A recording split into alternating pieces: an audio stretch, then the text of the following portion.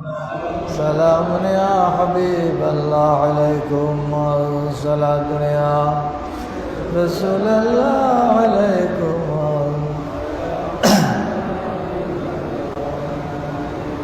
نسیما جانب بطحا گزر کن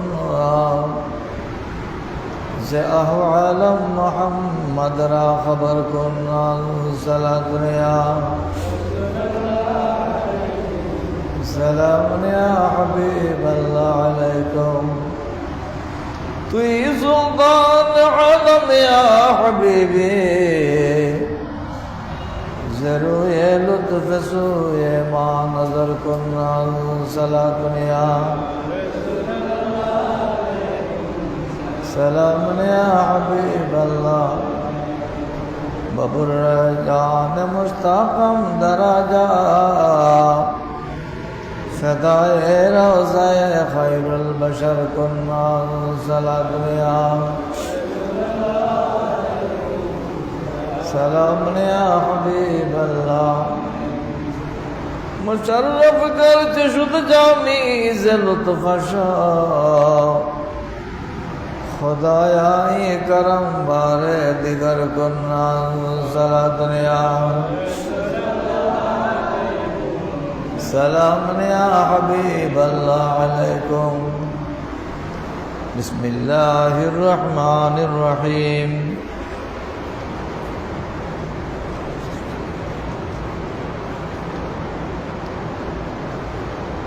كل من عليها فان ويبقى وجه ربك ذو الجلال والإكرام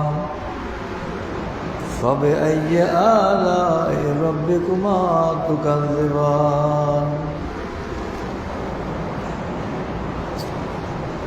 صدق الله مولانا العظيم وصدق رسوله النبي الكريم ربي صل وسلم وبارك عليه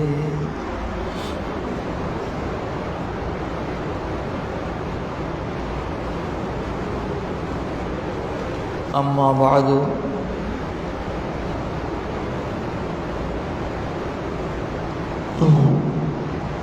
সম্মানিত মুসল্লিয়ান کرام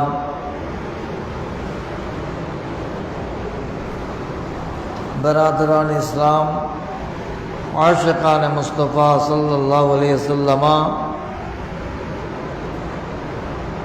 رحمنی ورحمکم اللہ تعالی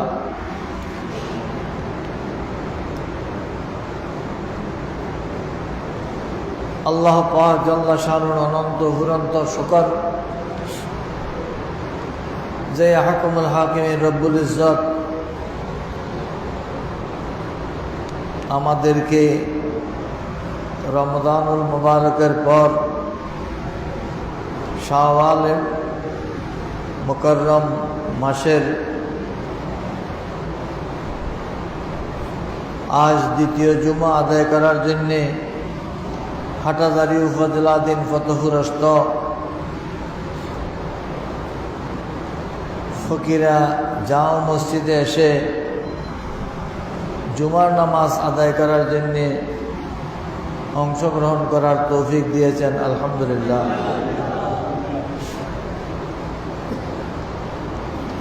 আজকের খুতবার মধ্যে একটি আয়াতে করিমা পবিত্র কোরআনে পাক থেকে পেশ করা হয়েছে, যে আয়াতের মধ্যে আল্লাহ পাক জাল্লা শানু ইরশাদ ফরমাচ্ছেন, হে জগৎবাসী, এই জমিনের উপর, এই দুনিয়াতে যত কিছু বিদ্যমান আছে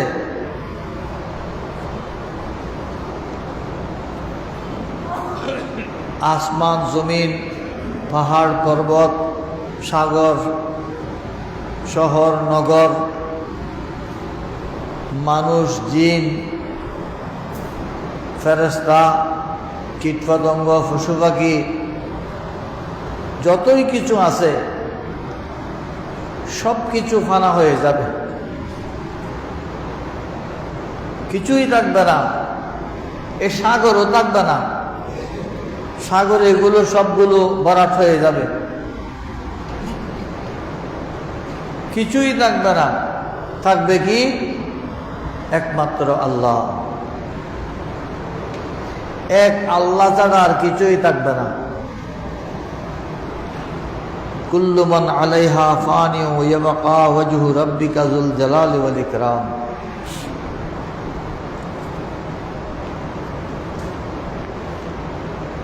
অতএব হে জিন ও ইনসান, তোমরা আল্লাহর কোন নিয়ামতকে অস্বীকার করবে? তোমাদেরকে আল্লাহ কি দেননি? বিশাল একটা আসমান দিয়েছেন। এই আসমানের ছায়াতলে আমরা বসবাস করছি। বিশাল একটা জমিন দিয়েছেন, এই জমিতে আমরা বিচরণ করছি, চলাফেরা করছি, ক্ষেত কৃষি করছি, বাড়ি করতেছি, গাড়ি চালাচ্ছি। এই সব কিছু আল্লাহর দান, আল্লাহর অনুগ্রহ। আল্লাহ পাক সুবহানাহু ওয়া তাআলা সব কিছু আমাদেরকে দয়া করে দিয়েছেন।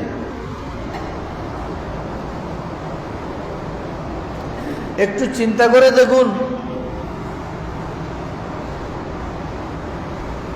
আমার মতো অনেকেই মার গর্ভ থেকে দুনিয়াতে এসেছে মরা অবস্থায়। আমি জীবিত এসেছি 30 বছর, 40 বছর, 50 বছর, 60 বছর, 70 বছর, 80 বছর, 90 বছর, আরো বেশি এই দুনিয়াতে জীবন যাপন করেছি। এই দীর্ঘ সময়ের মধ্যে আল্লাহর কত রকমের নিয়ামত ভোগ করেছি। কোনোটা তো আমার কিছু নেই, সব আল্লাহর দেয়া। জমিনে চলতেছি, এটা আল্লাহর দেয়া নিয়ামত। চন্দ্র সূর্যের আলো ভোগ করতেছি, এটা আল্লাহর দেয়া নিয়ামত। বাতাস ভুগতেছি, আল্লাহর দেয়া নিয়ামত। রাতের অন্ধকার ভোগ করতেছি, আল্লাহর দেয়া নিয়ামত। দিনের বেলা ঘুমাতে হলে আলোর জন্য ঘুম আসে না, মুখের উপর একটা কাপড়েরও দেয়, কি জন্য? একটু অন্ধকারের জন্য।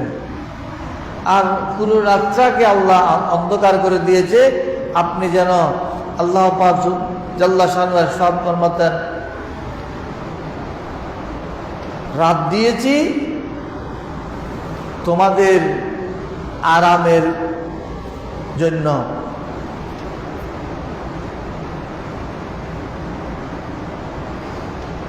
দিন দিয়েছি তোমাদের জীবন যাপনের জন্য। ক্ষেত কৃষি করতে হবে, ব্যবসা বাণিজ্য করতে হবে, কাজকর্ম করতে হবে, চাকরি নৌকরি করতে হবে। এই সব কিছু আল্লাহর দেয়া নেয়ামত। এতগুলো নেয়ামত আমি আল্লাহর ভোগ করার পরও আল্লাহর নাফরমানি করতেছি।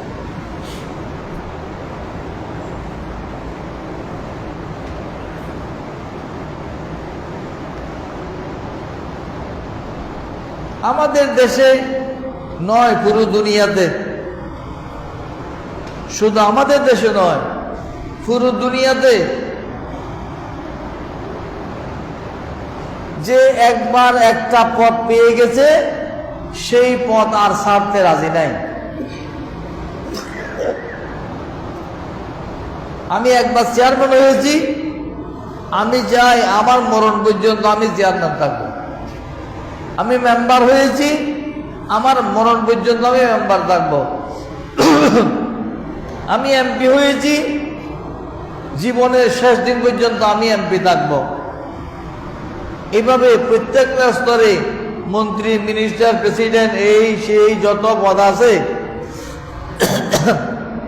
হয়তো উপর থেকে যাব, না হয় এখানেই থাকবো। এটা ছাড়তে কেউ রাজি নাই।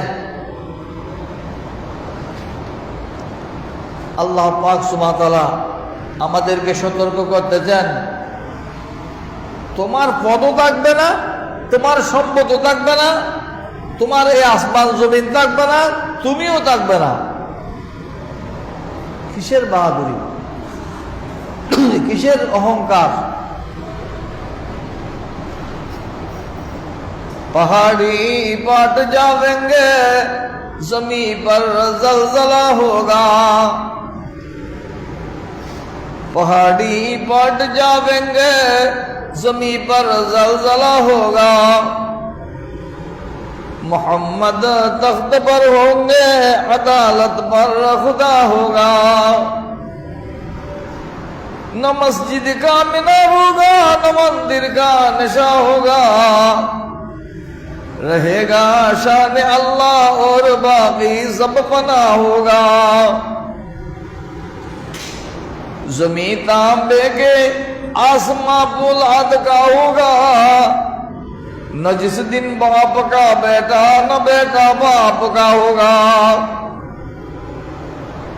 किसेर अहंकार, किसेर बहादुरी, किसेर चमक दमक।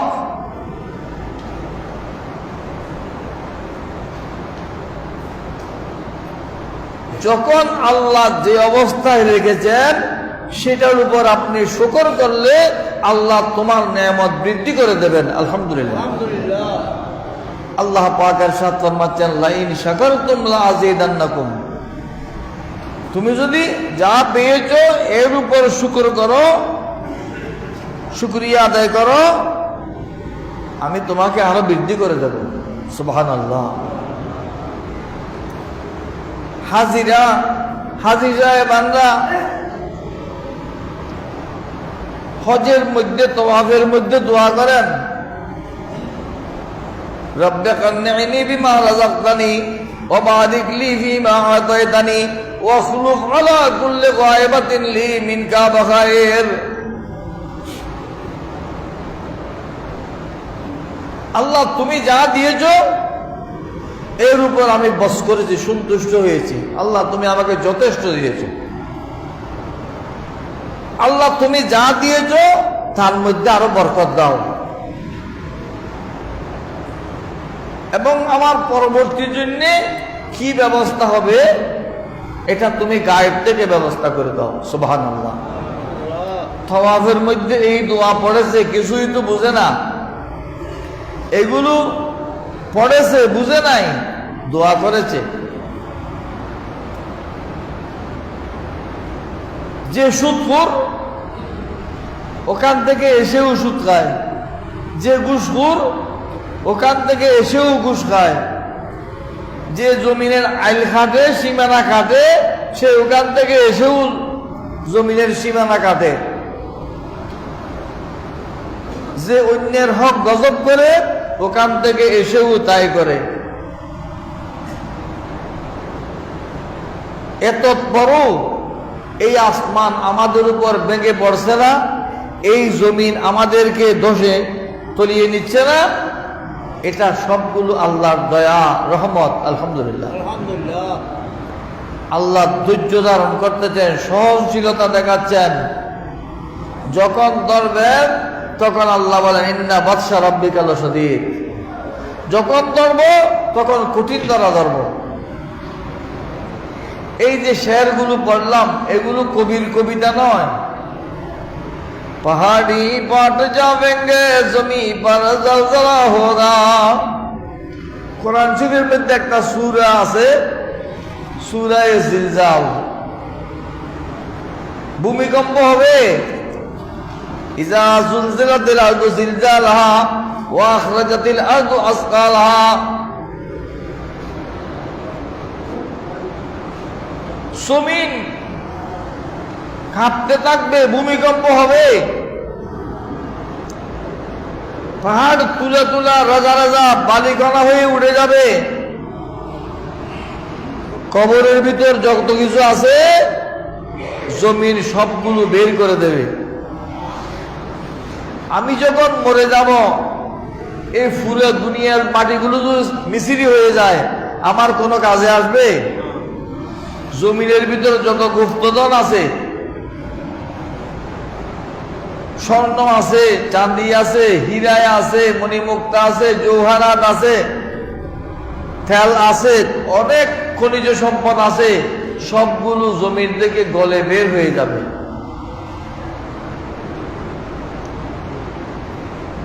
কিন্তু বুক করার তো কেউ নাই, আর তো কেউ নাই, কে বুক করবে?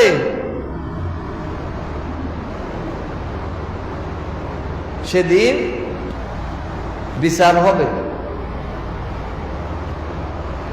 বিচার হবে। কার সাথে শটামি করেছ, কোন দিকে চুরি করেছ, কোন দিকে জুলুম করেছ, কার উপর জুলুম করেছ, সবগুলো কত বিচার হবে। ফামান ইয়ামাল মিসকালা যাররাতিন খায়রান ইয়ারা, ফামান ইয়ামাল মিসকালা যাররাতিন খায়রান ইয়ারা, ওয়া মান ইয়ামাল মিসকালা যাররাতিন শাররান ইয়ারা। একবার সুবহানাল্লাহ পড়েছেন, এটার সওয়াবও দেয়া হবে। একবার মিথ্যা বলেছেন, সেটার বিচারও করা হবে। তাহলে আমার যদি হিসাব নেওয়া হয়, আমি যদি আমাকে বিবেচনা করি, আমার রক্ষা পাবার কোনো পথ নাই। যেইটুকু ইবাদত করেছি এর চেয়ে বেশি গুনাহ করেছি, যেইটুকু আল্লাহর ইবাদত করেছি এর চেয়ে বেশি আল্লাহর নেয়ামত ভোগ করেছি।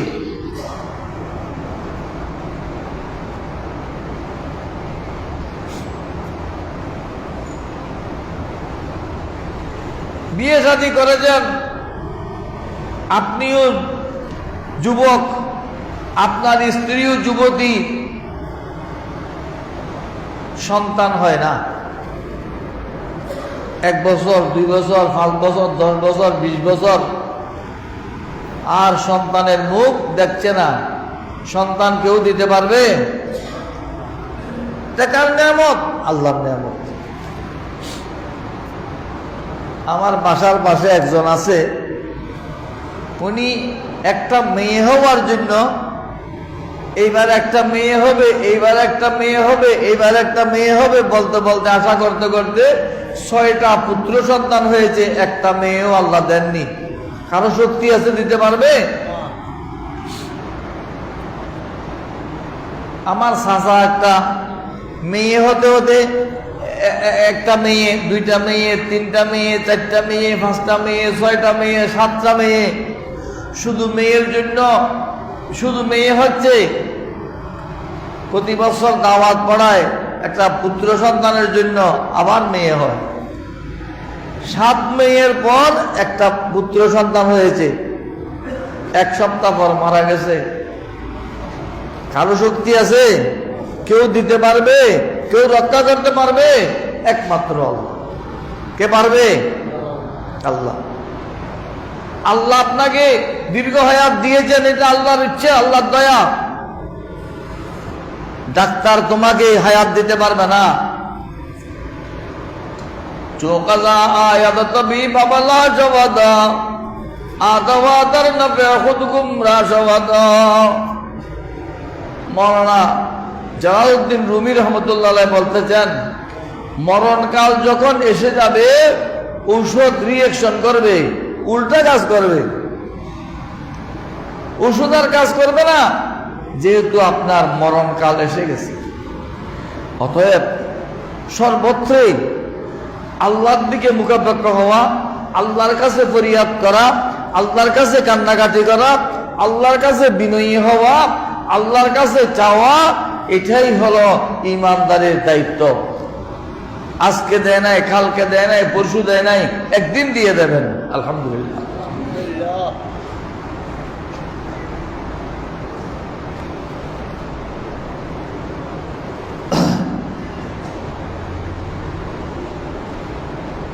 খুতবাওয়ালা আমাদেরকে নসিহত করতে চান। সেই নসিহতের সারসংক্ষেপ আমি কয়েকটা শেরের মধ্যে বলে দিয়েছি। पहाड़ी पाट जावेंगे जमी पर जलजला होगा। পাহাড় ফেটে টুকরো টুকরো হয়ে তুলে তোলা রাজা রাজা হয়ে উঠে যাবে, পাহাড় থাকবে না। জমিনের উপর ভূমিকম্প হবে, কম্পন শুরু হবে, কম্পনের ছাপে পাহাড় থাকবে না। আপনার দালান থাকবে 10 তলা বিল্ডিং, 20 তলা বিল্ডিং, 100 তলা বিল্ডিং, 100 রড দিয়ে তৈরি করেছেন বিল্ডিং, না, কিছুই থাকবে না। বিচার হবে।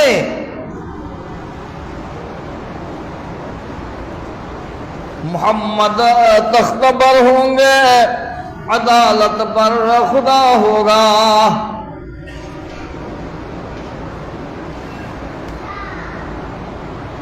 পুরো দুনিয়াতে যত আল্লাহর ওলি আছে সবগুলো সুন্নিদের মধ্যে, আলহামদুলিল্লাহ।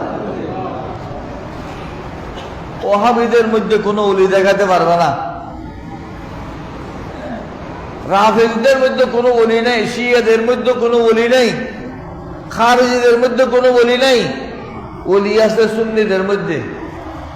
সুন্নিদের আকীদা হলো আমার রসুলের সুপারিশ ছাড়া কেউ পার হতে পারবে না, ঠিক কিনা? আর আমাদের দেশে যাদেরকে আমরা ওহাবী বলি, তারা বলছে আমার নামাজ আছে, রোজা আছে, জিকির আছে, তাসবিহ আছে, কপালে দাগ হয়ে গেছে, এটা আল্লাহ দেখবে না? আল্লাহ সেটা দেখবে না।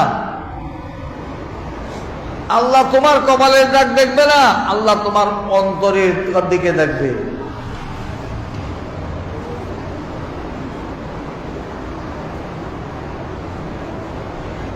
আল্লাহ বলছেন কিয়ামতের দিন ফাফি পরিচিত করবে, ফাফি চিহ্নিত করবেন আল্লাহ। ইউরাফুল মুজরিমুনা বিসিমাহুম ফায়ুআখিযুহুম বিন-নওয়াসি ওয়াল আকদাম। কে পাপী? এই ফাফির কপালে একটা চিহ্ন থাকবে, পায়ে একটা চিহ্ন থাকবে। আপনি কপালের দাগ দিয়ে করবেন কি?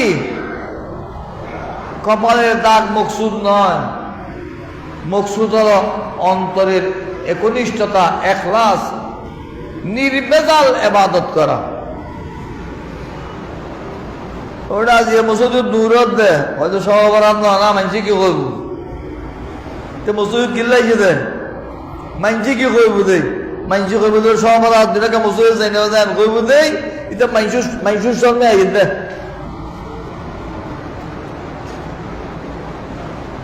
যদি এটা বলে সারা বছর তো আল্লাহ নাফরমানি করেছি, আজকে এত বড় রাত, আজকে গিয়ে একটু কান্নাকাটি করে দেখি আল্লাহ যদি দয়া করে ক্ষমা করেন, সেই উদ্দেশ্যে যদি আসেন, আর লোকে কি বলবে সেই উদ্দেশ্যে যদি আসেন, উদ্দেশ্যের মধ্যে বেশ কম আছে, আল্লাহ আপনার অন্তরে সেটা দেখবেন। সুবহানাল্লাহ।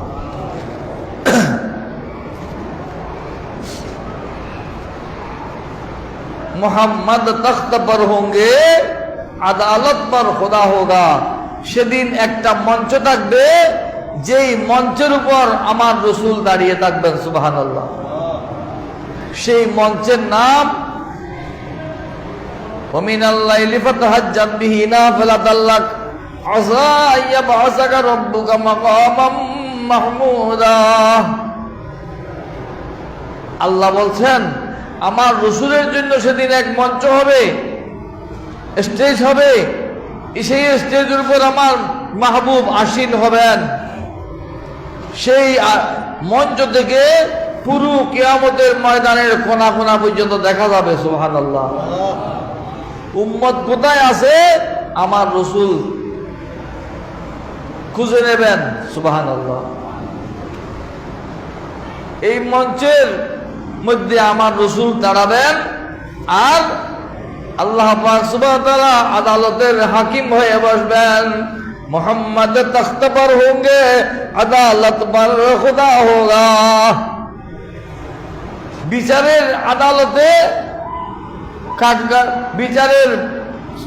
বিচারকের মঞ্চে বিচারকের চেয়ারে থাকবেন আল্লাহ, আর সুপারিশকারীর মঞ্চে থাকবেন আমার রসুল। সুবহানাল্লাহ।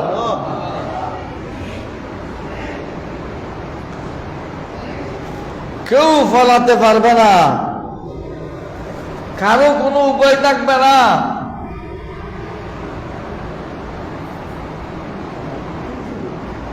আমার রাসূল ইরশাদ ফরমাচ্ছেন,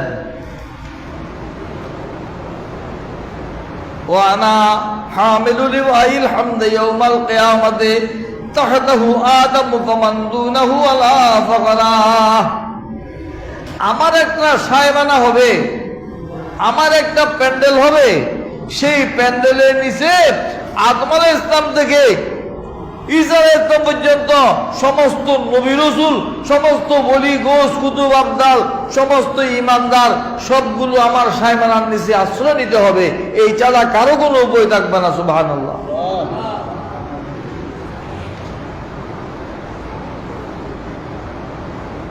আপনারা তো অনেকে মাইজবান্ডার গিয়েছেন, অনেকে মাইজবান্ডার ব্যঙ্গ করে, বদনসিব কপাল পোড়া হতবাগা। মাইজবান্ডারে এক এক মঞ্জিলের এক এক প্যান্ডেল আছে, এক এক মঞ্জিলের এক এক প্যান্ডেল আছে। সেই প্যান্ডেলের মধ্যে আবার এলাকা ভিত্তিক এক একটা গ্রুপ আছে। এটা রওজানের গ্রুপ, এটা হাটহাজারীর গ্রুপ, এটা ফতেহাবাদের গ্রুপ, এটা ফতেপুরের গ্রুপ, এটা কক্সবাজারের গ্রুপ, আলাদা আলাদা আছে না? আমার রাসূলের এই সায়মানার নিচে আদম আলাইহিস সালাম তার উম্মত নিয়ে থাকবেন, নূহ আলাইহিস সালাম তার উম্মত নিয়ে থাকবেন। প্রত্যেক নবী রাসূলদের আলাদা আলাদা মজলিস থাকবে। সুবহানাল্লাহ। কিন্তু মজলিসের পূর্বে সবাই সারিবদ্ধ হয়ে দাঁড়াবেন, কাতার হবেন।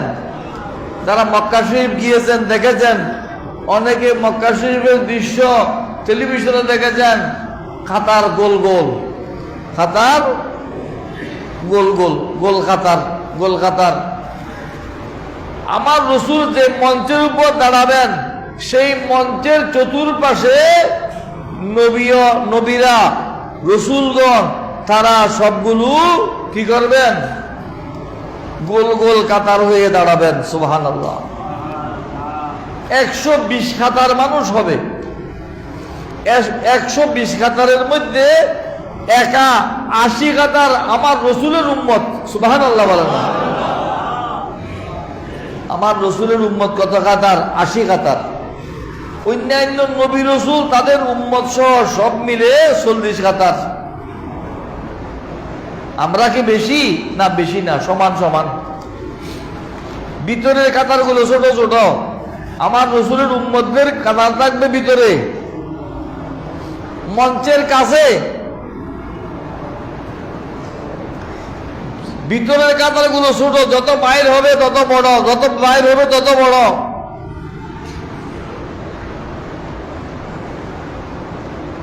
মক্কা শরীফ গেলে অনেকে ছাদের উপর উঠে যায় তওয়াফ করার জন্য, সেখানে ভিড় কম।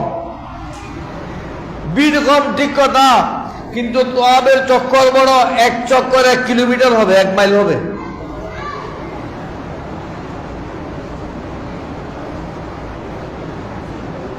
বাইরের গুলো কাতার বড়। সেই ময়দানে আমার রাসূলের সায়মানা তলে আশ্রয় নেওয়া ছাড়া কারো উপায় থাকবে না। সুবহানাল্লাহ।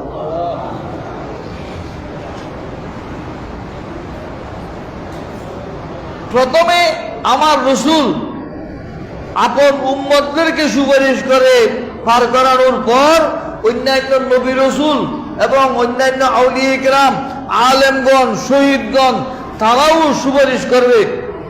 অসংখ্য অগণিত পাপিষ্ঠদেরকে জান্নাতে নিয়ে যাবেন। সুবহানাল্লাহ।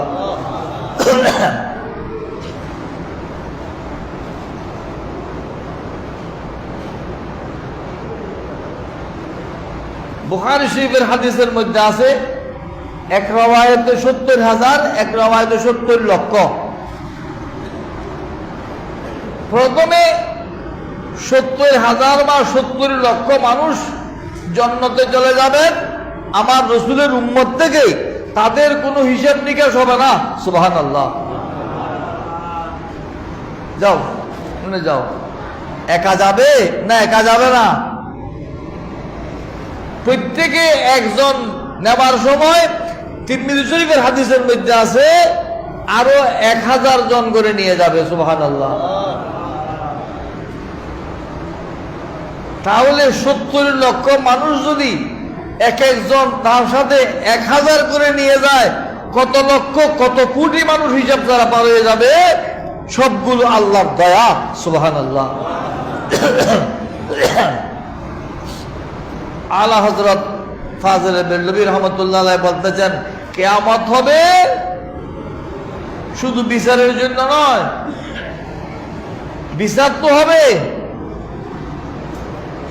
আমার রসুলের শান দেখানোর জন্য। রসুল কত বড় মহান, কত মর্যাদা সম্পন্ন। এখন তো কি বুটের ব্যবসা করতেছে আমাদের দেশের মোল্লা, কি বলতেছে, আমাকে ভোট দিলে, আমার দলকে ভোট দিলে, আমার মার্কায় ভোট দিলে এটা ভোট হবে আল্লাহ রসুল। নাউজুবিল্লাহ বলেন না। কম বক্তব্য নসিব, বাটফার, দুঃখবাস, প্রতারক, তাকে ভোট দিলে এটা আল্লাহ রসুল পাবে। নাউজুবিল্লাহ। তাকে ভোট দিলে জান্নাত পাবে, তার দলে ভোট দিলে 18 কোটি মানুষের নামাজের সওয়াব পেয়ে যাবে। নাউজুবিল্লাহ। এই বন্দানির ব্যবসা, এগুলো দিয়ে না রসুল ফকত এতনা সব ভাই इनेकाद बज़्म महशर का कि उनकी शान महबूबी दिखाई जाने वाली है। কিয়ামত হবে আমার রসুলের শান দেখানোর জন্য। সুবহানাল্লাহ। দুনিয়ার যত কাফের, মুশরিক, বেদিন, মজুসি, মুনাফিক, পাপিষ্ঠরা যারা নবীর শানে লাগামহীন কথা বলেছিল, তারা সেদিন দেখবে রসুলের শান। তখন কি হবে? আশিকে মুস্তফা মুস্কুরাতে রহে, আশিকে মুস্তফা মুস্কুরাতে রহে और मुनाफिक जल जल के मरते रहे। सुबहानाल्लाह।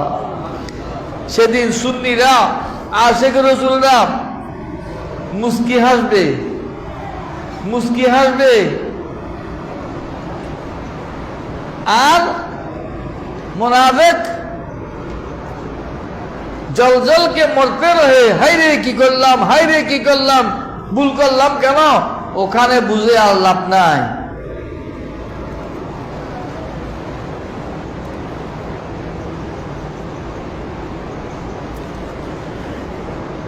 খুতবাওয়ালা আমাদেরকে নসিহত করতে চান, তোমরা দুনিয়ার ব্যাপারে চিন্তা করো, এই দুনিয়া স্থায়ী নয়, অতএব দুনিয়ার জন্য তোমরা বেশি লোভী হইও না। যদিও তোমাকে আল্লাহ 1000 বছর হায়াত দিয়ে দেন, 1000 বছর জীবিত থাকলে তুমি এটা লোভ করে লাভ নাই।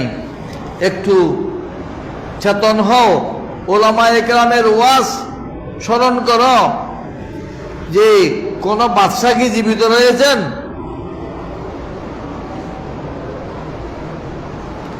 আরেকজনের পরনিন্দা করো না, গীবত করো না।